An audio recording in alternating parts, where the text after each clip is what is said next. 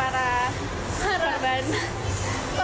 Viral, pria sudah tunangan malah selingkuh dengan dua wanita, bikin warganet geleng kepala.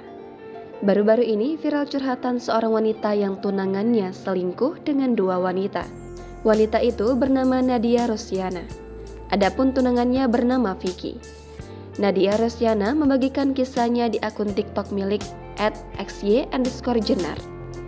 Postingan Nadia berupa video berisi slide capture chat atau percakapan dirinya dengan wanita yang mengaku didekati tunangannya. "Udah tunangan kok banyak tingkah," tulis Nadia dalam keterangan foto yang diunggah ke TikTok. Foto itu merupakan momen Nadia dan Vicky bertunangan. Slide selanjutnya berisi percakapan Nadia dengan pemilik akun @olive_.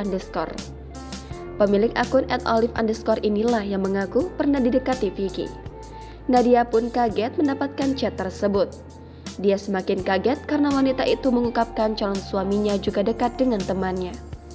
Wanita lain itu juga menjelaskan calon suami Nadia menghubunginya dengan bersikeras ingin bertemu.